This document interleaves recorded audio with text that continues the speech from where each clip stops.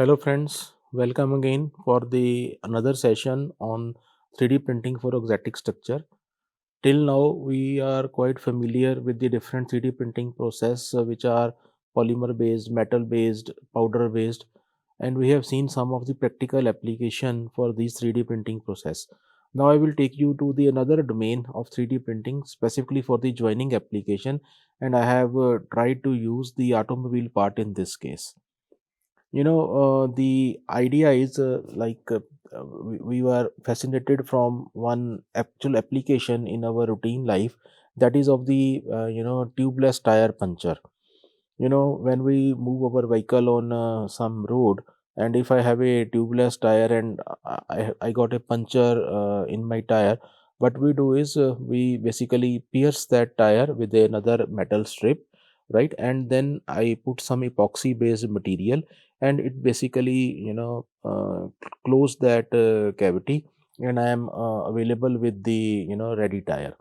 Now we use the same concept for joining some pipelines which are just carrying a fluid, which are of course the inflammable material. Just imagine there is a long pipeline for hundreds of kilometers, underground pipelines which is carrying some inflammable fluid like petroleum or diesel product, and there is a crack in that pipe.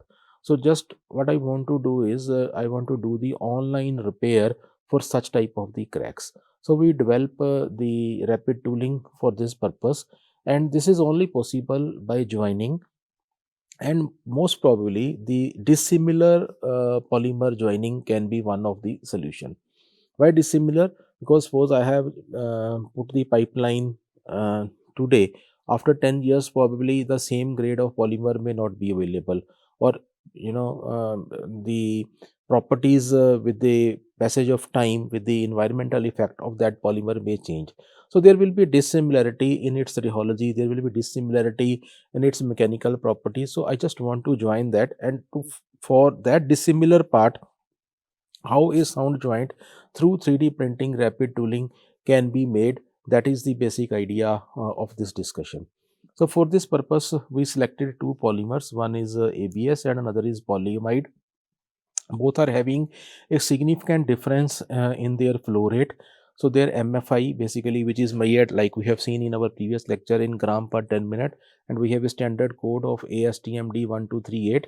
According to that, how this material varies, that is the really area of concern for this.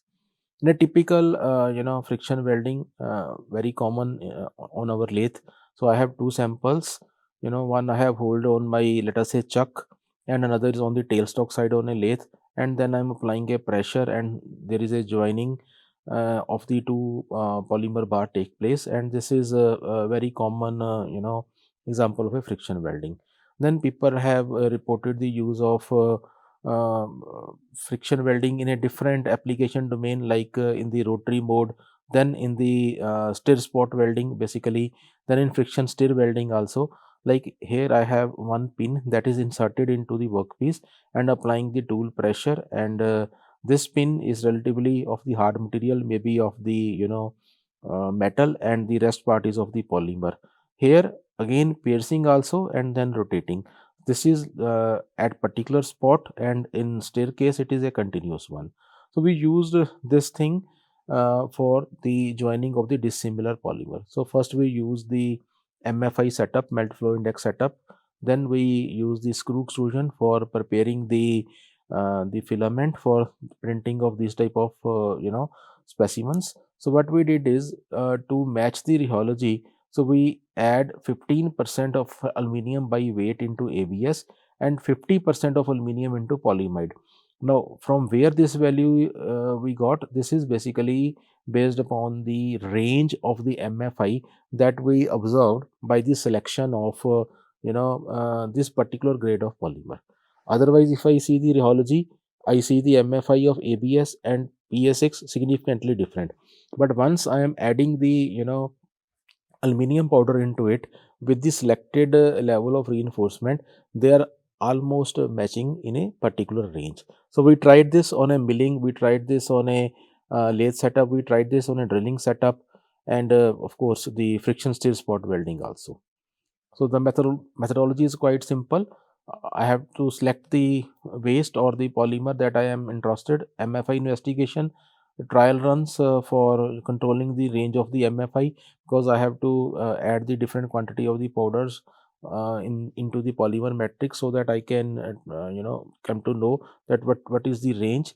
Then preparation of the filament on the extruder, then hybrid filament putting on the extruder, available through the extruder I putting into the FTM, then going for the friction stir welding, stir spot welding on lathe drilling milling setup, then going for the mechanical metallographic or thermographic analysis, followed by parametric optimization and developing an industrial standard and coming up to the conclusions. So you can see over here, this is the case when I use a polyamide and I use an ABS. So these two bars were rubbed together on a lathe, and I put the low RPM something around 500. So this is the surface that I got. So once I increase the RPM, the better flow of material from one side to other side was observed, but still no joint was formed. Similarly, at high RPM, still further, finished more smooth surface was observed. Then we went for its MFI DSC calculations and going for the twin screw extruder. So we tried the different reinforcement of aluminum with the 15% in this case and 50% in this case, and we prepared the feedstock filament. And then we went for the joining. This is the actual joining going on the machine, and the sample is being prepared here through the thermal imaging camera, basically seeing how is the heat flow that is taking place. This is in case of milling, this is in case of the lathe surface. And then we try to prepare some of the tensile coupons, some of the compressive coupons, and these were the pins that were prepared in the form of a cylinder, and we try to join these pieces. So you can see for the flat surfaces, like in this case you can see this is ABS and this side is polyamide, and we were able to make a joint, successful joint.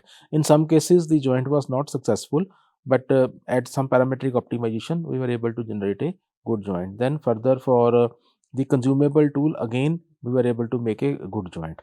And finally you can see in case of a frictional stir spot welding, this is a tool that is actually attached with the workpiece itself. Here I am getting a better joint. Only the point is, after the joint formation I have to cut this sample. Now we just imagine there is a long pipeline and there is a crack at some place. So what I am trying to do is I am using a friction stir spot welding, like we have a handheld drill in our home. So in place of that metallic drill part, I am using this type of the consumable tool, and I am giving a high RPM around 2000 3000 RPM. People have reported are really good. We have tried with even some lower 400 1400 1000 1200. We are able to get a good joint, and I am just piercing. It is just like putting in that tubeless tire case that I have already explained, and we are able to make a very sound joint with this case. So this is a typical example of using a rapid tooling, and I can use it on the spot for the repair of any fractured surface. So that is the beauty. Similarly, the case with the lathe joining, and of course this is the data to show how our MFI was matching with the 15 and 50% of aluminum reinforcement in ABS and the polyamide. Then we went for the thermal characterization on the DSC, and what we observed with the reinforcement of aluminum particles into the ABS and polyamide. Basically, my enthalpy and thermal stability is improved because heat capacity is basically improved. Then for the best parametric optimization, I am interested in knowing what is the going on in the thermal camera. So the heat affected zone, basically I want to control, so try to optimize with this. This was correlated with the observed optical images, and we try to correlate with the porosities at that is being observed at the joint surface. Similarly, in case of the milling, we were able to generate a very stable surface. At the end, the idea is to make a sound joint with a combination of a consumable tool, maybe in the case of friction welding or friction stir welding or friction stir spot welding. So this is the just an overview I want to discuss with you, that with the use of this type of rapid tooling, we can actually generate a specialized tool for customized application. Now I take you to a specific case study of using this type of rapid tooling in dentistry. You see, take a case in which there is a patient which is affected by a cancer, and I have to treat for the removing some let us say plaque or some other hard material from the enamel of the tooth. So whatever the tooling I will use, maybe in the form of some grinding wheel, it cannot be used for the other patient, so it has to be use and throw type situation, right? So we can make a customized tool, which in our manufacturing language we call it as a foam tool for this particular application. So what we have done is, in this case, we use a polymer biocompatible grade ABS, and we reinforced with alumina Al2O3, and we prepared the tooling like this. You can see over here this white color pin, which will be just like a grinding wheel. This is a virgin ABS based pin, and this black color pin that we are observing, that is the having the reinforcement of alumina as an abrasive particle into the ABS matrix, and we try to rub this over the surface. Now this is just like a sandpaper. I put over a standard pin on this type apparatus, and we try to see what is the wear track over this surface. So when I am using a only polymer which is ABS based, so the wear track were quite thick. As you can see, the thick track were observed. But when I am using the alumina reinforced ABS, so the thickness of the this type of wear track is significantly reduced. So what does this shows is simply the wear in this case is relatively less. Now if I see the microstructural detail of this type of surface, as you can see, the images are at the 15x. When I am using a first case in which without reinforcement was there, I am seeing a lot of voids, I am seeing the wear grooves, I am seeing the micro cuts. Whereas in the other case, it is just the wear grooves that were observed. So significant variation is observed when I am reinforcing it with the abrasive particles, because only these wear grooves and micro cuts will be there when I will be having a reinforcement. Here in this case there is no reinforcement, so the wear mechanism is significantly changed, right? So the idea is to develop a customized tool for my patient, and this can be really cost effective and can be use and throw type case, because for a cancer patient, nobody will be using these type of tooling on the other patient, because the chances of transfer of some disease are quite high, right? So based upon this, some observation in terms of the coefficient of friction, in terms of the VR, in terms of the material loss at 20 Newton load, and at the speed of 0.63 meter per second for the duration of 10 minutes have been recorded, and the wear tracks already we have seen.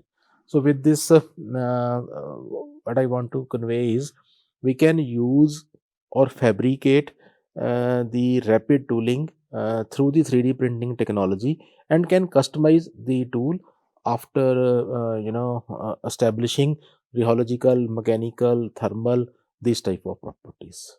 I believe this was interesting and useful to all of us. And now in my coming session, I will be talking about the use of these 3D printing technology for the interdisciplinary research in line with NEP guidelines.